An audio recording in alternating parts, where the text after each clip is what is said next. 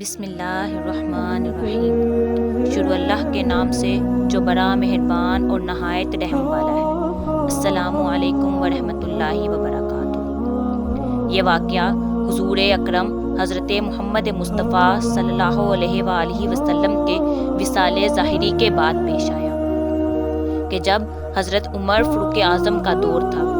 آپ کے دور میں ایک شخص بڑا مالدار، سونا چاندی رکھنے کا بڑا شوقین تھا۔ اس کے پاس بہت زیادہ ہیرے جواہرات تھے، لیکن کردار کا اچھا نہیں تھا، بد کردار تھا اور درود پاک پڑھنے کا بڑا شوق رکھتا تھا۔ ہمہ وقت حضور علیہ السلام کی ذات پر درود پاک پڑھتا رہتا۔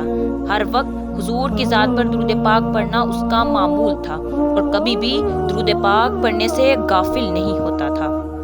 خیر، جب اس کا آخری وقت آیا، نزاع کی سختیاں آئیں تو نزاع کی سختیوں کی وجہ سے اس کا چہرہ سیاہ ہو گیا۔ جو شخص اس کو دیکھتا تو دیکھتے ہی ڈر جاتا۔ اس کی صورت ایسی ہو گئی، کوئی شخص اس کے پاس نہیں آتا۔ جو بھی اس کو دیکھتا تو دیکھتے ہی ڈر جاتا، اس کو کوئی ہاتھ بھی نہیں لگاتا تھا۔ اب اس نے اس کیفیت میں پکارا۔ کس کو پکارا؟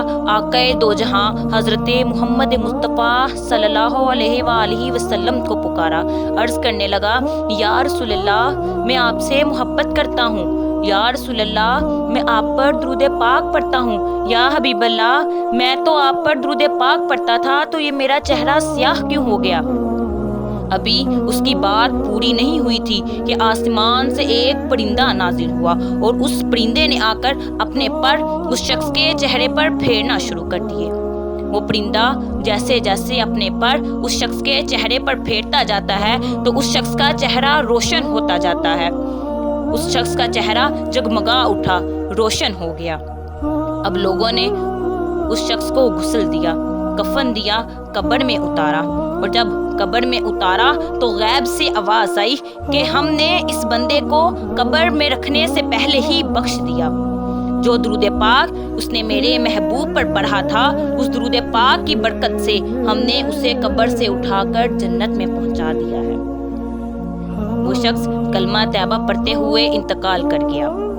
جب رات ہوئی تو کوئی اسے خواب میں دیکھتا ہے۔ کیا دیکھتا ہے کہ وہی شخص زمین اور آسمان کے درمیان میں چل رہا ہے اور کیا پڑھ رہا ہے؟ ان اللہ و ملائکتہ یصلون علی النبی یا ایھا الذین آمنوا صلوا علیہ وسلموا تسلیما۔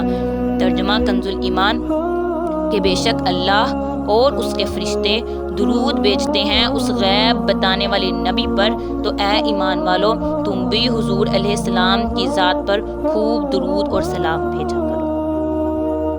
تو ناظرین، ہم نے جانا کہ ایک شخص درود پاک پڑھنے کی برکت سے اللہ تعالیٰ نے اس کو اتنا نوازا کہ اس کے سارے گناہوں کو بخش دیا اور اسے سیدھا جنت میں پہنچا دیا۔ تو ہمیں بھی چاہیے کہ ہم بھی حضور علیہ السلام کی ذات پر زیادہ سے زیادہ درود پاک پڑھتے رہیں، کیونکہ حضور علیہ السلام نے خود فرمایا ہے کہ جو شخص مجھ پر ایک بار درود پاک پڑھتا ہے، اللہ تعالیٰ اس کے لیے 10 نیکیاں لکھ دیتا ہے، اس کے 10 گناہوں کو مٹا دیتا ہے اور اس کے 10 درجات کو بلند فرما دیتا ہے۔ تو ہمیں بھی چاہیے کہ ہم بھی حضور علیہ السلام کی ذات پر درود پاک پڑھتے رہیں اور اس درود پاک کو اپنا معمول بنا لیں۔ کبھی بھی اس درود پاک سے غافل نہ ہوں، ہمیشہ حضور کی ذات پر درود پاک پڑھتے رہیں۔ اللہ تعالیٰ آپ سب کا حامی و ناصر ہو۔ اللہ تبارک و تعالیٰ آپ سب کو اس پر عمل کی بھی توفیق عطا فرمائے۔ وما علینا الا البلاغ المبین۔ اگر ویڈیو اچھی لگی ہو تو ویڈیو کو ضرور لائک اور شیئر کیجیے گا اور میرے چینل کو ضرور سبسکرائب بھی کیجیے گا۔ جزاک اللہ